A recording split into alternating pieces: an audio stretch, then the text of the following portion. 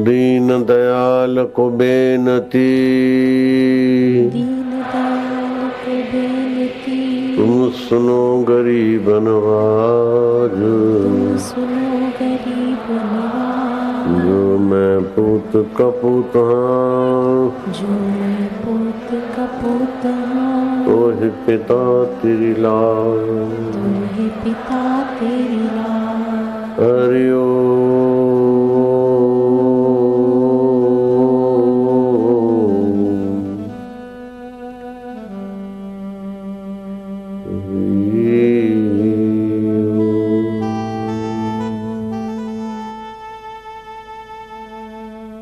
हृदय से जपते जाओ।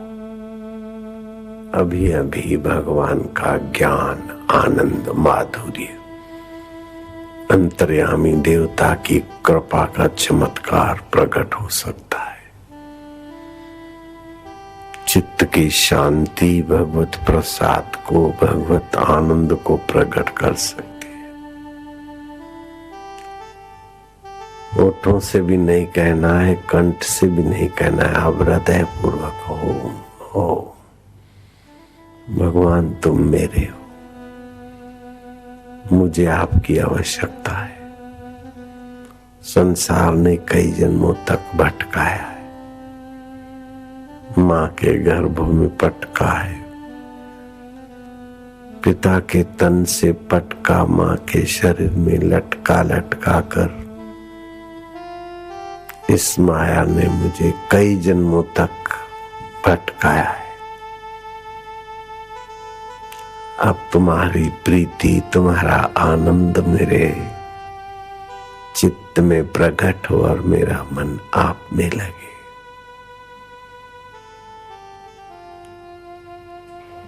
संसार में मन लगने से जीव तुच्छ हो जाता है, लेकिन आप में मन लगने से संसार में भी वो सफल और तुम्हारे प्रसाद से पावन हो जाता है। ओम ओम आनंद।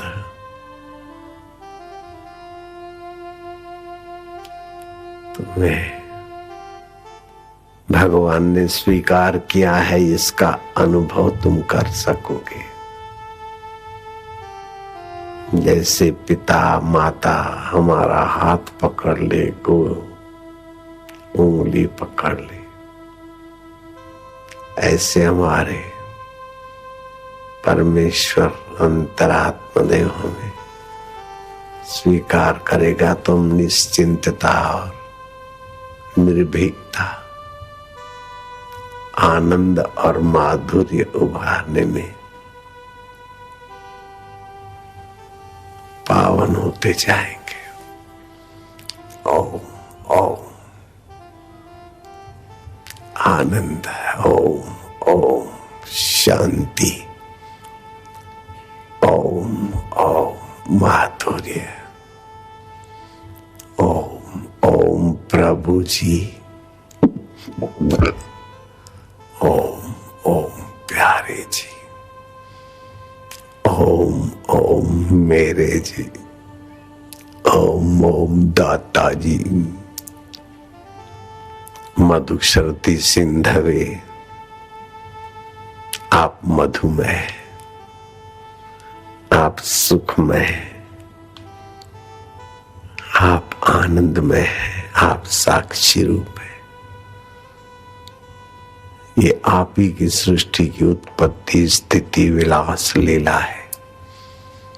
हे प्रभु आनंद दाता, ज्ञान हमको दीजिए, शीघ्र सारे दुर्गुणों से दूर हमको कीजिए।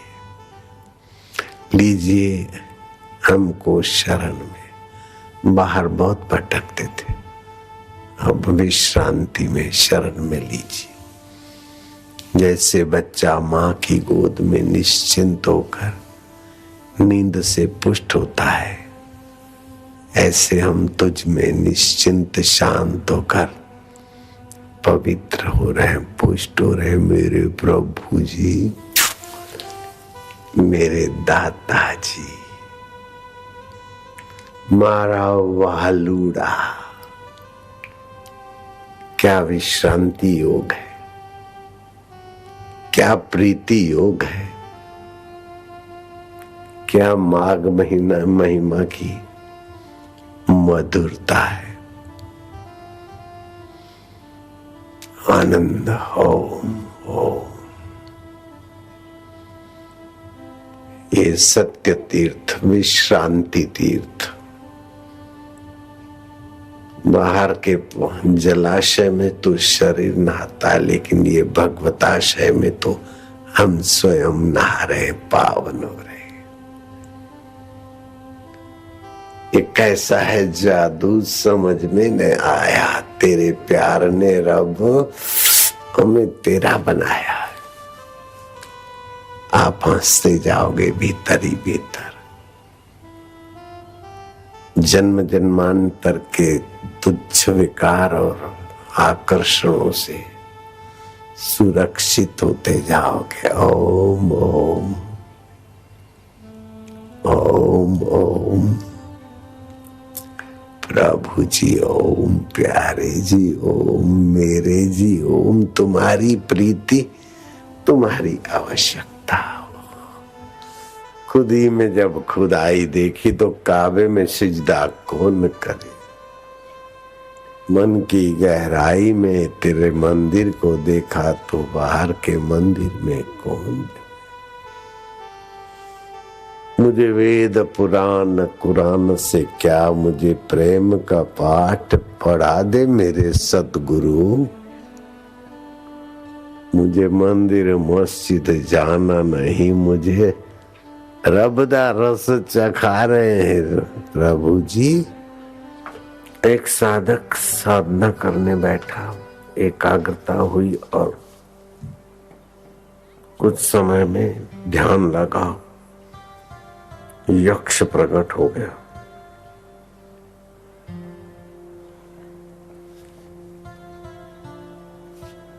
साधक ने पूछा तुम कौन हो? बोले मैं ही भगवान हूं।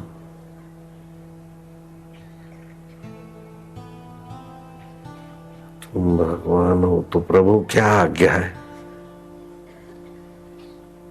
उसने कहा जाओ काम धंधा करोगे, खूब पैसे दूंगा, खूब कमाई होगी, खूब मजे से जियोगे। जाओ बेटा। तो बोले ईश्वर तो बंसी वाला होता है, तुमने तो हाथ में गदा उठाई है। बोले आजकल मैंने ऐसा रूप बनाया है। आप सचमुच में ईश्वर हो कि और क्या?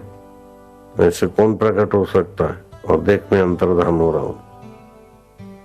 यक्ष तो आराम ही चला गया। झांसा देके उसने समझा कि हाँ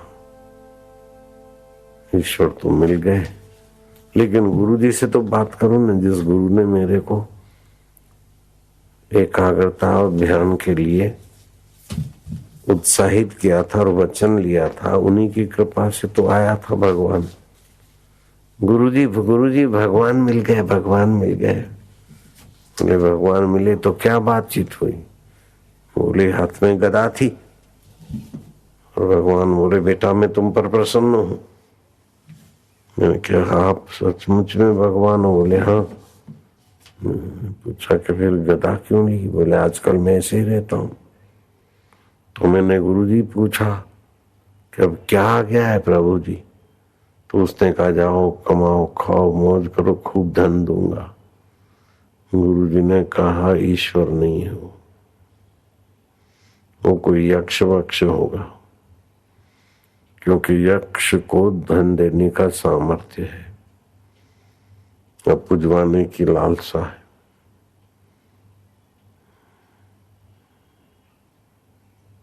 अगर ईश्वर होता तो तुम्हें और तत्व ज्ञान के तरफ ले जाने का आशीर्वाद देता कि बेटा तुम्हें सत्संग मिलेगा। मैं कौन हूं, दुख सुख क्या है, संसार स्वप्न है, उसको जानने वाला आत्म स्वरूप अपना है। हमें अंतरात्मा का रस मिलता। धन कमाकर, चीजें लाकर संसारी बनने का आशीर्वाद नहीं देता, लेकिन संसार में निर्लेप होकर जो नारायण का स्वभाव है वो तुम्हारा छुपा हुआ स्वभाव जगाने का मार्ग देता। बेटा ये कोई यक्ष वक्ष होगा, ईश्वर अपने आत्मा की तरफ लगाता है, अपनी स्वतंत्र सत्ता की तरफ जगाता है। और ये यक्ष, किन्नर या और देवी देवता संसार के सुख सुविधाओं में खुद उलझे, तुमको भी उलझा रहे बेटे।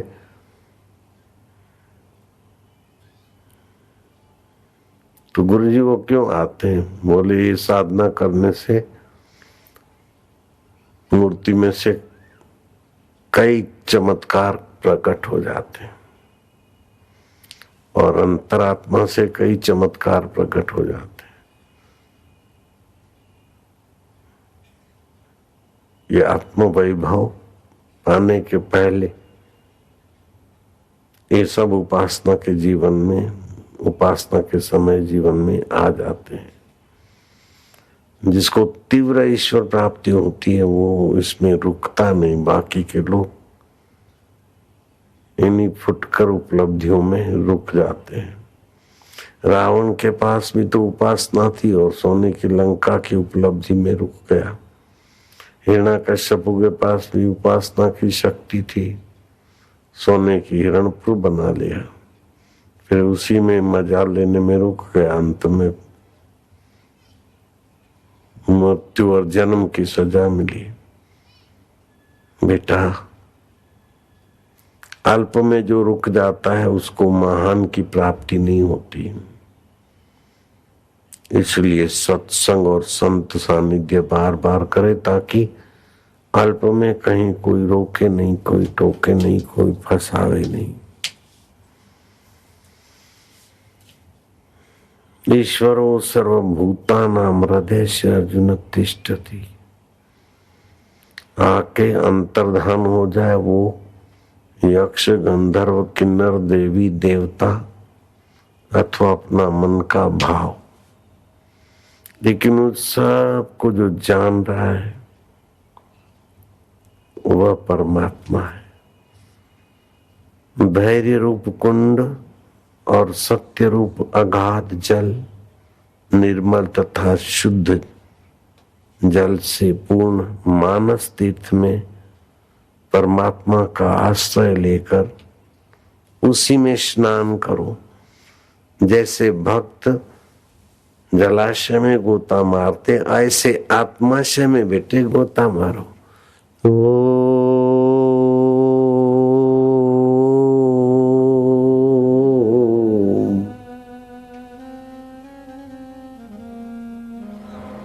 आनंद। ओम शांति। माघ मास का ये महास्नान तुम्हारे जीवन में निष्कामता ले आएगा, निर्दोष ज्ञान प्रकट कर देगा, सरलता और सत्य का प्रसाद प्रकट कर देगा। बेटू तुम्हारे जीवन में मृदुता ला देगा। जाओ बेटे कमाओ खाओ, ये यक्ष हरामी के चक्कर में मत आओ बेटू।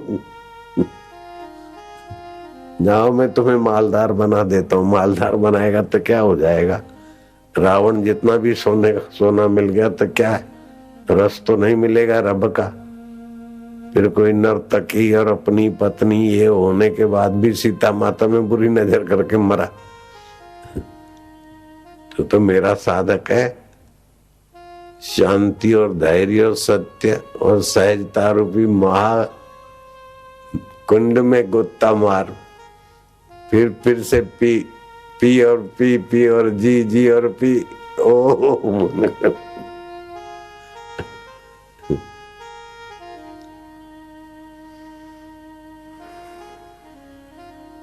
सरलता, मृदुता, अहिंसा, अक्रूरता, इंद्रिय संयम और मन की एकाग्रता। बिना पढ़े लिखे भी सारी गुत्थियां खोलने के खजाने आते हैं ईश्वर के ध्यान से। यक्ष तो ऐसे ही खुद माया में उलझ रहा है और देखता है कोई बंदा अपना चेला जैसे किसी की गाय दिख जाए या किसी की बकरी दिख जाए और हाँक के अपने घर चला जाए, ऐसे ही कोई भगवान के भगत बैठते और ये यक्ष किन्नर ये वो आके उसको आशीर्वाद देके फंसा के अपना भगत बनाने के चक्कर में, अपना चेला बनाने के चक्कर में। जैसे घोड़ा पिट्ठू मिट्टू कोई मिल गया तो चल रख सामान और गाड़ी खिंचवा, ऐसे। और संसार में भी बेटे ऐसे ही है। अब तुझे मैं एक घटना सुनाता हूं। कोई कमाई करने किसी प्रांत से और प्रांत में जाते तो बोलते थे और देश में गया। वो अपना 4-6 महीना काम धंधा नौकरी करके बदले में पगार के रुपए लेके जा रहा था। उस समय कागज की नोटें नहीं थे, सिक्के थे चांदी आदि के। तो 4-6 महीने के जो सिक्के मिले उसकी गठरी लेके सिर पे जा रहा था। जंगल के रास्ते से गुजरा तो सामने से भालू आया। कलंदर नहीं भालू लेके घूमने, भालू काला काला रींछ। तो रींछ 2 पैर पे खड़ा होके पंजों से हमला करता है, ये उसने सुन रखा था। आदमी रुष्ट पुष्ट था। जो भालू आया खड़ा हुआ तो उसने भालू के पंजे पकड़ लिए, सुन रखा था। तो उसकी गठरी पर भालू के पंजे लगे तो रुपए कुछ गिरे। वो जूझता मृत्यु के मुंह में जा रहा था। देखा सामने व्यक्ति खड़ा है, ऐसे तो आएगा नहीं। उसने कहा देखो ये भालू जो है ना, इसको हिला रहा हूं तो रुपयों की लीद कर रहा है, डबल रुपयों का डबल कर रहा है, समझ रहे? डबल रुपयों का कर रहा है। ऐसा भालू तुमने कभी देखा नहीं होगा। आओ दोस्त आ जाओ। वो आया और उसको भालू पकड़ा के कुछ तो थोड़े रुपए चुने, बाकी छोड़ के भागा। और उसने हिलाया डुलाया, देखा कि ये तो मेरे को नोच देगा। रुपए तो रुपए क्या, लीद की जगह पे रुपए तो क्या निकालता है, तो मेरे आंखें निकाल देगा, मेरी खोपड़ी को नोच लेगा। हिलाते हिलाते तो कुछ नहीं हुआ, थक गया। इधर उधर देखा तो अरे यार आजा। उसने दूसरे को बुलाया, दूसरे ने तीसरे को बुलाया। जो हिला हिला के थक गए, फिर एक दूसरे को पकड़ाते गए। ऐसे दादा के दादा ने परदादा को, परदादा ने दादा को, और दादा ने पिता को, और पिता बेटे को, और बेटा अपने बेटे को। ये संसार भी रीछ पकड़ाता जाता। बहू रानी अब तू संभाल ले। सासू जी थक गई रीछ को हिला हिला के, दादाजी थक गए, सब हिला हिला के थक गए। अब बेटे तू संभालो, बेटा तू संभालो। यही संसार की माया है।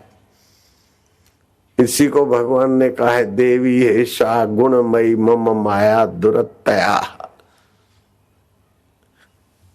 रीछ पकड़ लेते फिर कोई ढूंढते रहते हैं कि कोई आ जाए, कुछ चलो। क्या ऐसा तुमने नहीं देखा है व्यवहार में?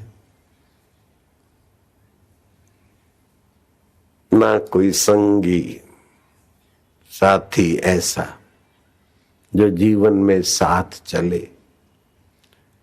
इन मेलों में रहते हुए हम अकेले चले, उसके पहले हम जिसके हैं उसी सो हम नाद सुनाओ। सतगुरु ज्योत से ज्योत जगाओ, अंतर में युग युग से सोई चित्त शक्ति चेतना को जगाओ। सतगुरु ज्योत से ज्योत जगाओ।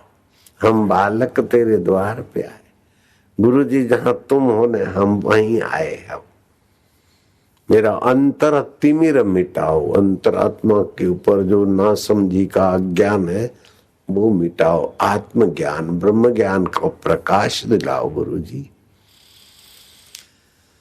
गुरु जी हमारी संभाल ले जो रे, दिलड़ा मा रहीने दो रवणी दे जो रे। हे गुरुदेव तुम हमारी संभाल लेना, कहीं यक्ष किन्नर गंधर्व अथवा कोई दोस्त के लवर लवरी के चक्कर में आकर हम फिसल न जाए। गुरु महाराज नहीं तो फिर चलो बिल्डर की लाइन मिल गई, साइन की दया हो गई, पैसा ही पैसा, लेकिन छोड़ के नहीं मरेंगे क्या?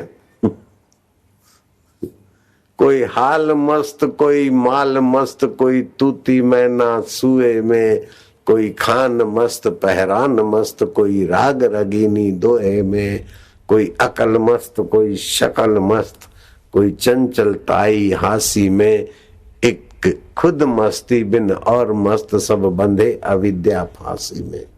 ना समझी की फांसी में फंसे जा रहे। तुझे यक्ष फंसा रहा था तो किसी को यक्षिणी फंसा देती है। मेरे पास एक टेकचंद नाम का व्यक्ति आता था, जब एकांत में मैं ध्यान समाधि उपासना करता था तो कोई आ जाता तो मेरे को भी होता कि लगा दे इसको बेचारे को ध्यान चस्का। तो उसको ध्यान लगा, चस्का लगा, रात्रि का 1 बज गया, वो जा रहा था तो बड़ी एक सुंदर, बड़ी सुंदरी यूं इशारा कर रही। जो नजीक गया तो देखा उसके पैर उल्टे थे। तो उसने सुन रखा था कि चुड़ैल के उल्टे पैर होते हैं, तो उल्टे पैर भागा सुबह आया कि साईं यहाँ से गया, रास्ते में एक बड़ी सुंदरी मिली, यूं बुलाया, मैं नजीक गया, फिर देखा उसके उल्टे पैर में, तो भागा, मेरा बच गया। मैंने आपको बताया था पहले, पूज्य मोटा नाम के संत अपने सूरत आश्रम से सटी हुई उनकी भी संस्था है और नडियाद में भी उनका आश्रम है। मेरी उनकी मुलाकात भी हुई थी। गांधी जी के स्वतंत्र सेना संग्रामियों में से एक कार्यकर्ता भी रहे थे। उनके जीवन में भी बहुत सारे ऐसे चमत्कार होते थे, जैसे अपने जीवन में भी बहुत सारे ऐसे अनुभव हुए योगियों के। ये वो तो उनका एक साथी था योगेश्वर महाराज। योगेश्वर महाराज सेनेटरी में उतरे, जिस कमरे में लेटे तो देखा लेटे सामने एक सुंदर साड़ी से सजी हुई महिला खड़ी है। बोले तुम देवी इस कमरे में कैसे प्रकट हो गई, कहाँ से आई हो? बोले महाराज मैं यहाँ प्रसूति करते करते मर गई थी। महाराज समझ गए कि भूतनी है। मैंने भी एक बार भूत देखा था। तो बोले तुम इस कमरे में क्या करती हो? बोले यहीं दम टूटा और इस खाट पर मेरे को बड़ा अच्छा था लगता था। तो जहाँ मरते समय जहाँ की भावना होती फिर वहीं रहना होता है। पृथ्वी तत्व और जल तत्व के बिना बाकी 3 तत्वों का शरीर होता है, वो भटकता है, उसको प्रेत बोलते हैं।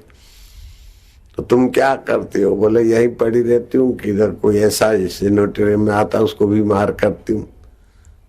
तो क्यों ऐसा करती? कि मैं बीमार होके मर ही ना, प्रसूति तो दूसरे को बीमार देख तो मुझे मजा आता है, अब आदत पड़ गई।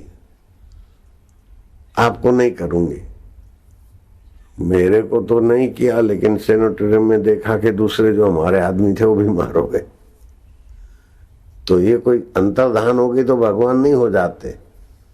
तो यक्ष भी अंतर्धान होते हैं, भूत पिशाच भी अंतर्धान होते।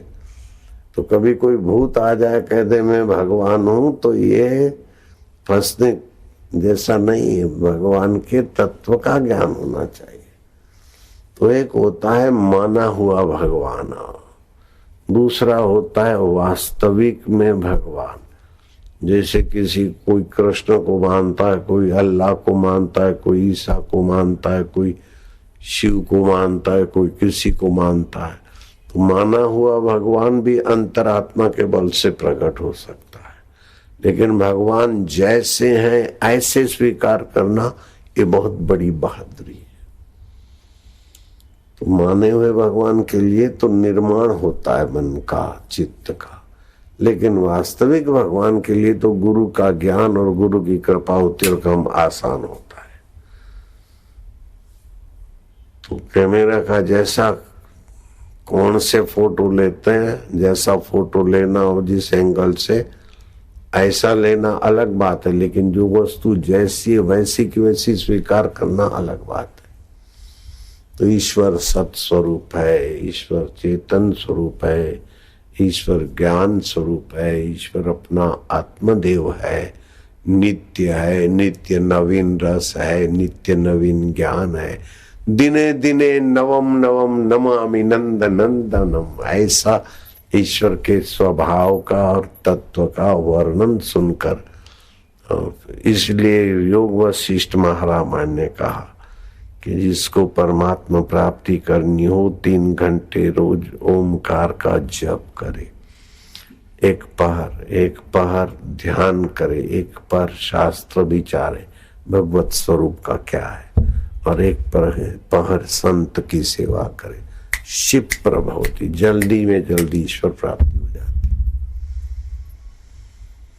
तो ईश्वर के बिना हम संसारी चीजों में संतुष्ट रह जाते हैं, रुक जाते हैं, इसलिए ईश्वर प्राप्ति कठिन हो जाती है। अथवा तो अपने को अयोग्य मानते हैं। वास्तव में मनुष्य शरीर ईश्वर प्राप्ति की योग्यता का ही एक शरीर है। 84 लाख योनियों में योग्यता की पराकाष्ठा पर पहुंचा हुआ मानव देह। इसको तू तड़ाके में मैं मेरे में खर्च डालते, फिर खाली के खाली चले जाते। सोने की लंका तक पहुंच गए, फिर आखिर क्या मिला? नालत।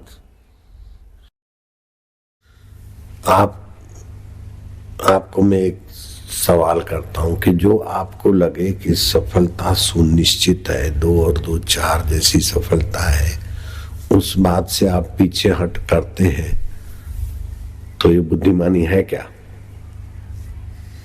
आपको लगे सफलता सामने खड़ी है और आप बोले कि मैं तो नहीं हो सकता हूं, ऐसा कोई आदमी मिलेगा क्या? 2 और 2 4, 2 और 2 करोगे तो बेटे 4 होंगे, ऐसा जो गणित जानता है तो बोलता है क्या पता 4 होंगे कि 6 होंगे, तो वो बेवकूफ है।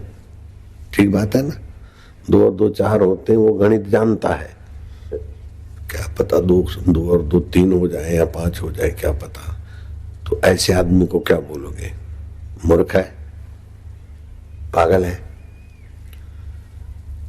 तो संसार में तो सफलता विफलता की शंका है, लेकिन आप ईश्वर को चाहते हैं तो बाकी का काम सब ईश्वर अपनी लीलाओं से पूर्ण कर देता है। सफलता सुनिश्चित है। संसार में सफलता सुनिश्चित नहीं है। तो संसार की सफलता के लिए खाली आप में सफल हो जाऊं, इस चाह से आप सफल नहीं हो सकते। उस विषय में आपको काम करना पड़ेगा। फिर भी सफलता विफलता, जैसे आईएएस की परीक्षा में अथवा सीए की परीक्षा में सफल होने के लिए सारे विद्यार्थी भर्ती होते हैं, लेकिन 3% पास होते हैं सीए के एग्जाम में। तो संसार में सफलता विफलता, सफलता विफलता, और विफलता तो विफलता जो सफल होकर बनाया, आईएएस होकर रखा, वो भी सेठ साहूकार होकर जो बनाया, जो रखा, मृत्यु उसको भी विफल कर देती है। चाहे 1 नंबर का हो, चाहे A1 हो, चाहे 2 नंबर हो। 2 नंबर तो 2 नंबर माल है, 1 नंबर भी मृत्यु 2 नंबर में धकेल देती है। क्या ख्याल है?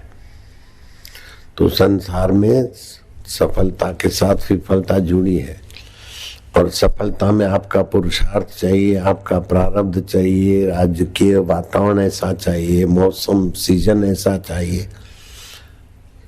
आप गेहूं की सीजन में गेहूं नहीं बोते और दूसरी सीजन में बोओगे तो विफल हो जाओगे।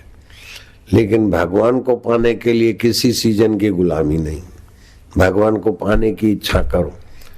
फिर सरकार की रहमत की कोई जरूरत नहीं। सरकार को चाहिए तो तुम्हारी रहमत ले जाए, तुम्हें सरकार के रहमत की जरूरत नहीं पड़ेगी।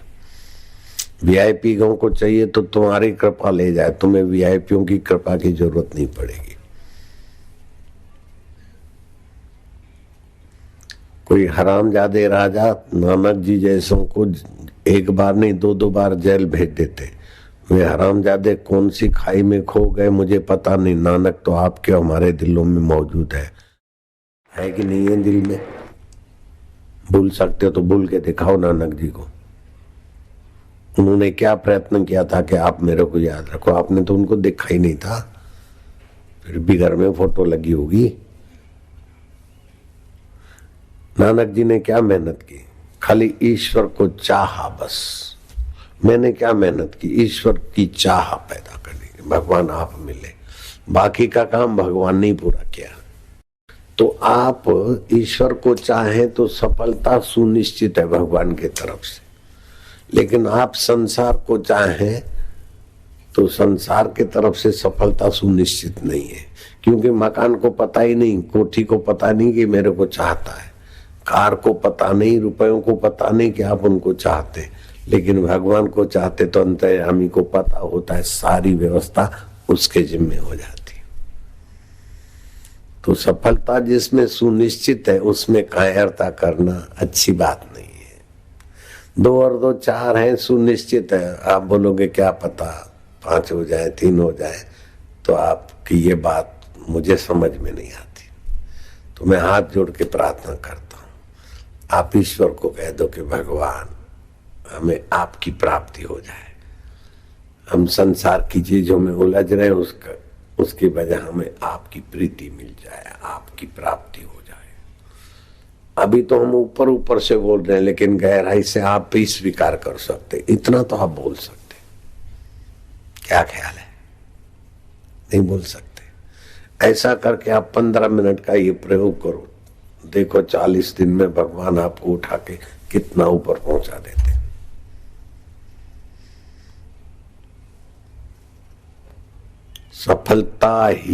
सफलता मिल सकती है, ऐसा नहीं बोल रहा हूं, सफलता ही होती है। और माघी महीने का स्नान वैसे ही तीर्थों में, महाभारत में उसकी महिमा है। तो ये माघी महीने का स्नान शास्त्र ने 2 तरीके से बताया है। वफाई के 2 तरीके आजमा के देख ले, बन जा उसका, नहीं तो उसे अपना बना के देख ले, बस।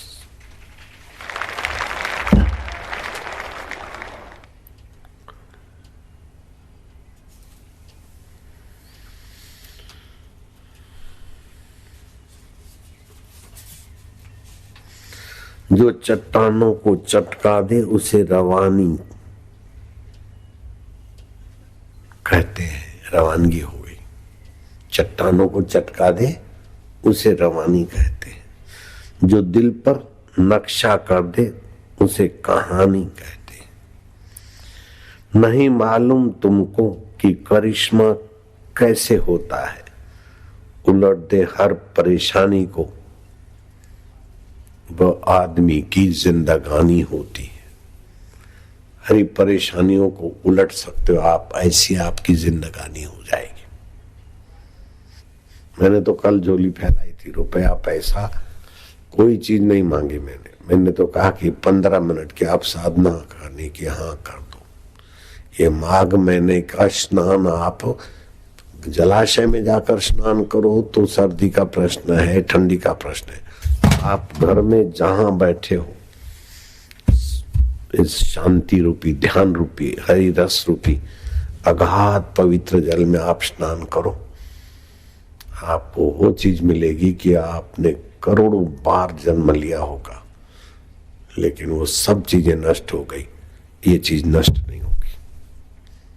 मृत्यु के सिर पर पैर रख के आप पार हो जाएंगे, बिल्कुल पक्की बात है। अगर मैं झूठ बोलूं तो फिर वही बात आई।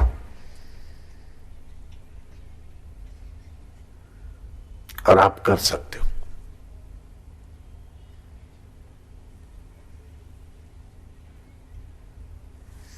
क्या करना है? अगाधे विमले शुद्धे सत्य तो ये धृति हृदय, स्नातव्य मानसे तीर्थे सत्वम अलभ्य शाश्वतम। शाश्वत और अलभ्य खजाना मिलेगा आपको। तीर्थम शौचम अनर्थित्वम आर्जुम सत्यम आर्धवम अहिंसा सर्वभूतानाम अंधेश संशयम दमः शमा। मैं अब हिंदी में इसका अर्थ बताता हूं। आप धैर्य रूपी कुंड और सत्य रूपी अगाध निर्मल तथा शुद्ध जल से पूर्ण मानसिक तीर्थ में स्नान करो। आसन बिछा दिया और जो ज्ञान मुद्रा में बैठ गए, लंबा साह लिया। जिस भगवान को मानते हो, हरि ओम।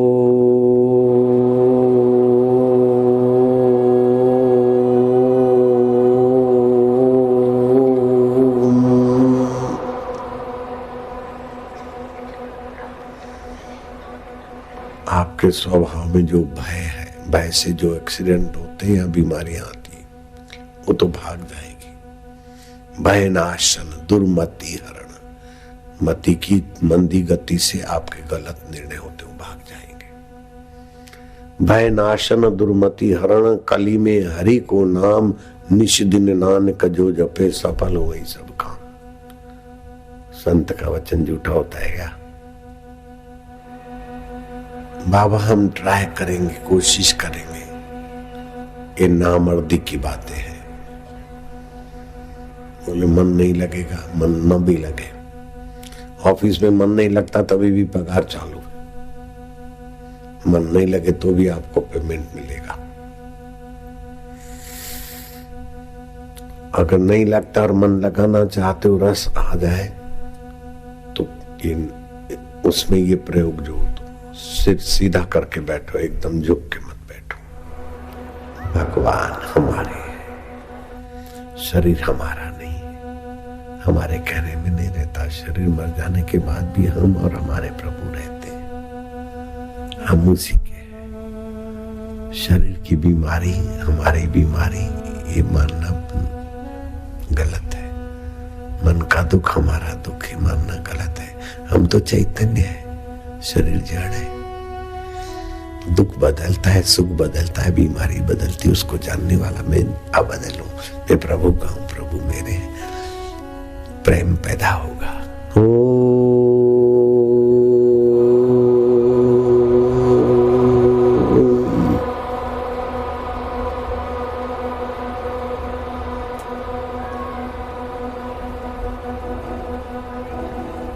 प्रीति के दो कारण हैं। जैसे प्यास लगी तो पानी प्यारा हो जाएगा, भूख लगी तो रोटी प्यारी हो जाएगी,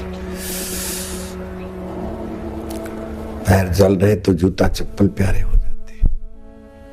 आवश्यकता प्यार पैदा कर देगी। हमें रब की आवश्यकता हो, प्यार पैदा हो जाएगा। अथवा तो रब हमारे हैं। जूता आपका है तो कुत्ता कहीं पिचकारी करता तो परवाह नहीं, आपके जूते पे कुत्ते ने पिचकारी करने का सोचा, उसकी खैर नहीं है। तड़ा परमात्मा को अपना मानोगे तो भी प्यार का प्रागट्य हो जाएगा, और परमात्मा के बिना कुछ भी मिलेगा तो छूट जाएगा। आवश्यकता परमात्मा की मानोगे तो प्यार पैदा हो जाएगा, और भगवान के लिए प्यार पैदा हो गया, बाकी की जिम्मेदारी भगवान की हो गई। गाड़ी के लिए प्यार पैदा हो गया, गाड़ी घर पे नहीं आएगी, मजदूरी करो, कमाओ, फिर लाओ, और खिला खिला के पेट्रोल फिर बूढ़ी करके छोड़ो। उसको खिलाना नहीं, वो तुम्हें खिलाने के लिए पीछे पीछे घूमेगा। मैंने आजमाया हुआ है, सोचा मैं न कहीं जाऊंगा, यहीं बैठ के अब खाऊंगा। जिसको गरज होगी आएगा, सृष्टि करता खुद लाएगा। अभी तक जिंदा हूं।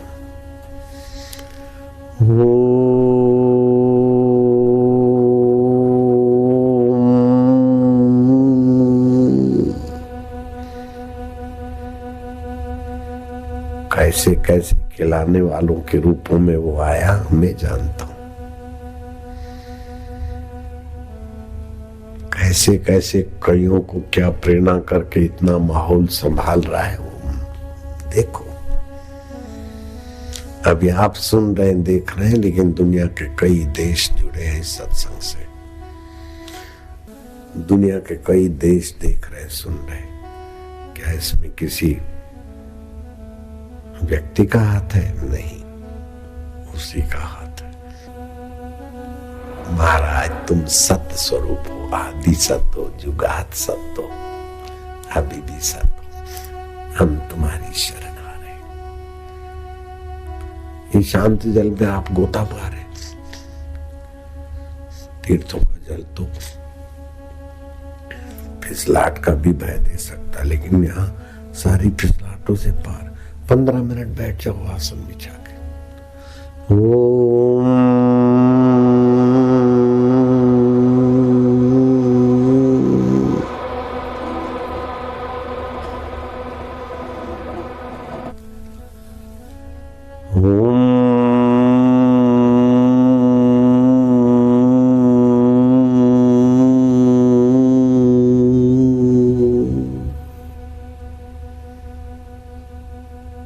भगवान आनंद स्वरूप है, चैतन्य स्वरूप है, ज्ञान स्वरूप हो।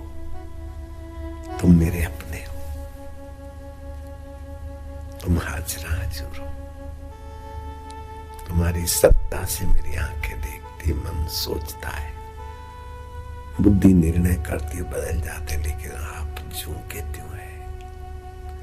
आप है अपने आप हर परिस्थिति के भाव। कौन है? हरि ओम।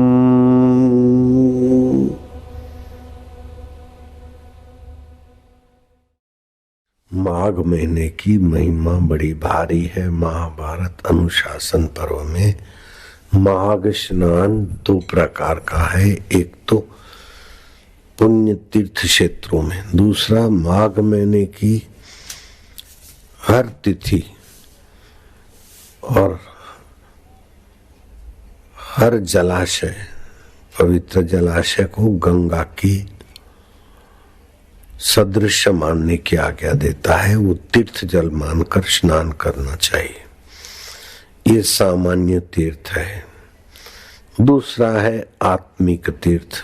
महाभारत के अनुसार भगवान नाम उच्चारण करके शांत हो गए, धैर्य रूप कुंड और सत्य रूप अगाध निर्मल, सत्यनिष्ठ होना, झूठ कपट धोखेधड़ी से कथा में आते तो दूसरे जन्म में मगर बनना पड़ता है। जो सत्संग में जाए लेकिन सत्संग के बहाने नहीं, सत्संग के लिए नहीं जाते और कुछ उद्देश्य है तो फिर मगर योनि में जाना पड़ता है।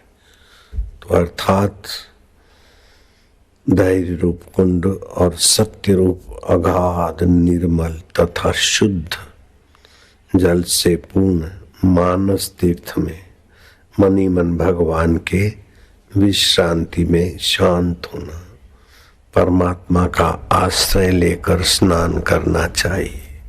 अर्थात परमात्मा का आश्रय लेकर सच्चाई से भगवत सुमरण में शांत होते जाना चाहिए। इससे निष्कामता एक बड़ी ऊंची अवस्था है, सरलता ऊंची अवस्था है, सत्य भाषण बोलने की रुचि ऊंची अवस्था है, मृदुता मधुरता दुनिया को आकर्षित करने वाली ये ईश्वरीय सत्ता, अहिंसा, किसी की हत्या हिंसा न करना, अक्रूरता, किसी का अहित नहीं करना, क्रूर स्वभाव का त्याग होना, इंद्रिय संयम, विषय विकारों से बचने वाला स्वभाव और मनोनिग्रह, मन को एकाग्र करने वाली भगवत प्रसाद जन्य बुद्धि, उसकी निश्चित रूप से उपलब्धि होती है। जैल सिंह ने मत्था टेका मेरे मित्र संत नारायण बाबू को और उनके साथियों ने कहा कि बाबा जी एमएलए हैं, इन्हों चीफ मिनिस्टर तुसी बना सकते हो। मेरे दोस्त थे संत, नल गुफा में मेरी गुफा में वो मेरे साथ कई दिन रहे थे।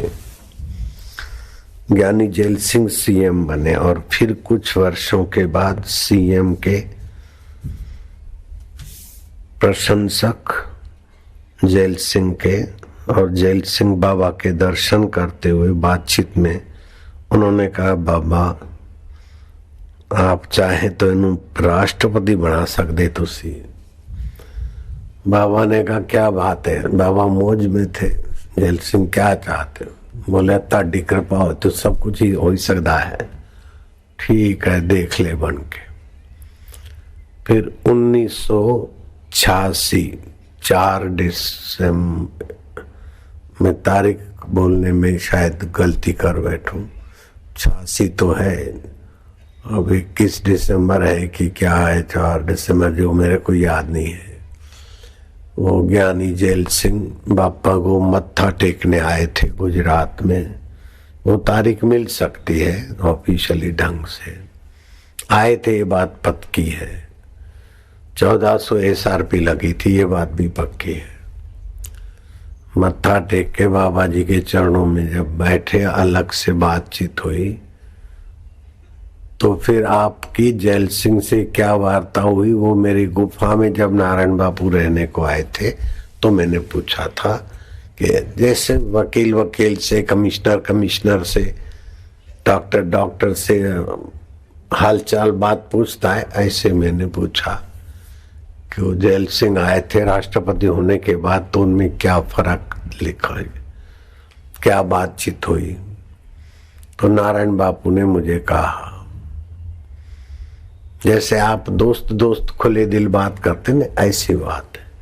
आबू की नल गुफा में ये बात हुई थी। आपको पता है मैं झूठ बोलने से जरा परहेज करता हूँ, झूठ नहीं बोलता हूँ, ये तो बड़ी झूठ है, परहेज करता हूँ, फिर भी कहीं ना कहीं फिसलाहट होती रहती है। फिसलाहट होती तो उठ खड़ा होने की भी कोशिश करता हूँ, कभी कभी नहीं भी उठता हूँ, भूल जाता हूँ, झूठ होता है तो मैं बोलता हूँ ये मेरी मिलावट है या मेरे से गलती हो गई। तो मैंने उनसे, मुझे पक्का याद है,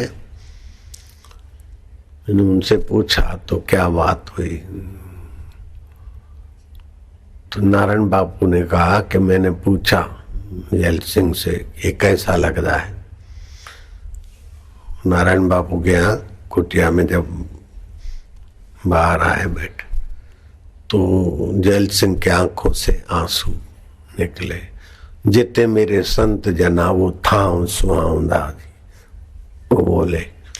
जैल सिंह के क्लास फॉलो, जब राष्ट्रपति कोई बन जाता है तो पुराने मित्र भी, पिछलगू भी और रिश्तेदार भी खिंच के आ जाते हैं।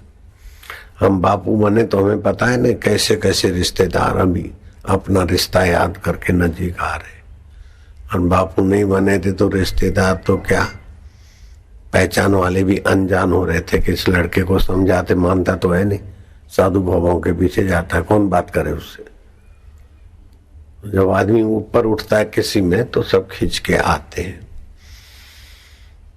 तो जैल सिंह का जो क्लास फॉलो था ज्ञानी जी, जिसका बेटा राजकोट में कमिश्नर, म्युनिसिपैलिटी कमिश्नर रहा, वो भी मेरा थोड़ा भगत था। तो उसने मेरे को कहा कि एक दिन मैं राष्ट्रपति भवन में जैल सिंह के साथ था, तो सुबह घूमने निकले तो अपनी पगड़ी उतार के कंघी खींचने लगे। मैं क्या की कर देसी तुसी, सरदार के सरदार है, और सिक्योरिटी वाले SP लेवल के लोग देख दे, ऑफिसर क्लास 1 के देख दे, और तुसी की कर दे। अरे बोले की आखा तेन, मैं तो वही जेल हूं, ये संतों की कृपा है। तो अब संतों की कृपा का खाली जैल सिंह ही बखान करे ऐसी बात नहीं है। भगवान स्वयं कहते हैं, ना हम वसामि वैकुंठे योगी नाम हृदय नवाह, मद भक्ता यत्र गायंती तत्र तिष्ठामि नारदा। नारद में वैकुंठ में नहीं होता हूँ, योगियों का हृदय लांग जाता हूँ, लेकिन मैं तुझे त्रिवार सत्य बोलता हूँ, जहाँ मेरे भक्त और संत है वहां मेरा निवास समझो।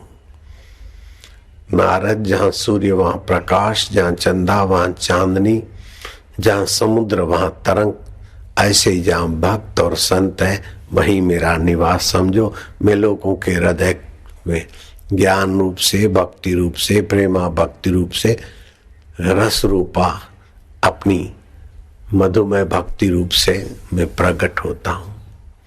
सनातन गोसाई ने लिखा है कि इस धरती के सभी सुख और स्वर्ग के सभी सुख मिलाकर भी भक्त हृदय में जो सुख होता है उसकी बराबरी नहीं हो सकती। तुलसीदास ने भी कहा, तात स्वर्ग अपवर्ग धरिए तुला एक अंग, तुली न पहुंचे सकल मिली, जो लव सुख सत्संग। मुझे धरती के सारी बड़ी बड़ी पोस्टें और बड़ा बड़ा पद और सर्टिफिकेट मिलता, तभी भी मैं इतना सुखी नहीं रह सकता, इतना आनंदित नहीं रह सकता, और मेरी वाणी में इतना दम नहीं होता जो अभी है। बिल्कुल पक्की बात है, इसको तो तार्किक लोग भी मानेंगे। तो जहाँ संत और महापुरुष होते हैं वहां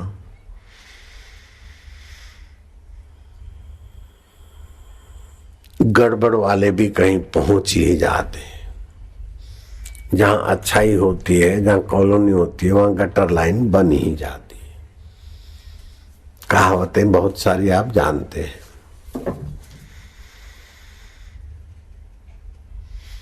भगवान को अपना मानने की एक रीति है और दूसरी भगवान की आवश्यकता।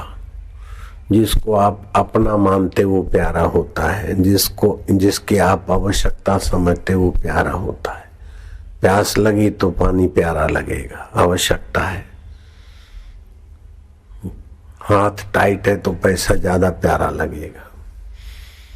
भूख लगी तो रोटी प्यारी लगती है। इसी आवश्यकता लगने से वो वस्तु प्यारी हो जाती है, अपनी मानने से भी प्यारी हो जाती है। चप्पल जूता अपना है तो कुत्ता जरा भी पिचकारी कईयों पे करता है, फर्क नहीं पड़ता, लेकिन अपने जूते पर कुत्ते की गड़बड़ बर्दाश्त नहीं करते, क्योंकि जूता अपना है। ऐसे ही भगवान वास्तव में अपने थे, हैं और वही रहेंगे। शरीर अपना नहीं था, एक दिन छोड़ना पड़ेगा। कोठी मकान दिल्ली अपना नहीं था, एक दिन रवानगी होगी। श्राप नहीं देता हूं, सच्चाई अपनी बुद्धि में विकसित हो।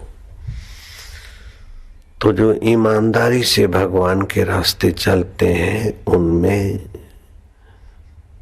बाहर का माघ मास का तीर्थ तो अच्छा लगता है, लेकिन उससे ज्यादा अंतर्यामी प्रभु में शांत होना, सत्य तीर्थ निर्मल जल में।